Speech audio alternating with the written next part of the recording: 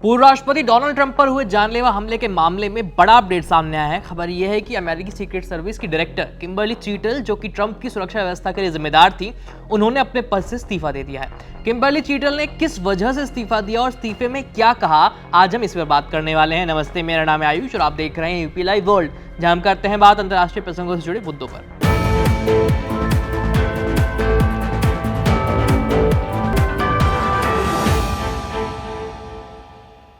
Media reports के मुताबिक चीटल ने पूर्व राष्ट्रपति डोनाल्ड ट्रंप पर हुए जानलेवा हमले के मामले में जिम्मेदारी लेते हुए अपना इस्तीफा दिया है।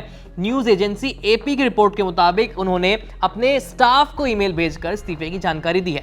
दरअसल डोनाल्ड ट्रंप पर हुए हमले के बाद से रिपब्लिकन पार्टी की तरफ से लगातार उन पर इस्तीफा देने का दबाव बनाया जा रहा था। इस हमले के बाद से ही ट्रंप की सिक्योरिटी डिटेल में हुई चूक की वजह से सीक्रेट सर्विस को कठोर जांच का सामना भी करना पड़ रहा था। सीक्रेट सर्विस की chief Kimberly चीटल house oversight committee के सामने जो सुनवाई हो रही थी उसमें पेश हुई थी, जहां पर कई सांसदों ने उनसे इस्तीफा देने की मांग कर दी थी, उन पर दबाव बनाया था। किम्बर्ली चीटल साल 2022 से सीक्रेट सर्विस के डायरेक्टर के तौर पर काम कर रही थी। उन्होंने अपने इस्तीफे वाले ईमेल में लिखा, मैं सुरक्षा चूक के लिए पूरी जिम्मेदारी लेती हूं। हाल ही की घटनाओं के मद्देनजर भारी मन से मैंने निदेशक पद से इस्तीफा देने का कठिन फैसला लिया है। जानकारी के मुताबिक चीटल ने स्वीकार किया कि साल 1981 में तत्कालीन राष्ट्रपति रोनाल्ड रीगन पर हुए जानलेवा हमले के बाद से ये सीक्रेट सर्विस की सबसे बड़ी विफलता है। चीटल के इस्तीफे पर Republican house speaker Mike Johnson ने खुशी जाहिर की है। उन्होंने कहा, मुझे खुशी है कि उन्होंने सही काम किया, उन्होंने इसमें बहुत देर कर दी। चीटल को कम से कम एक हफ्ते पहले इस्तीफा दे देना चाहिए था। मुझे देखकर खुशी हुई कि उन्होंने रिपब्लिकन और डेमोक्रेट दोनों की अपील पर ध्यान दिया।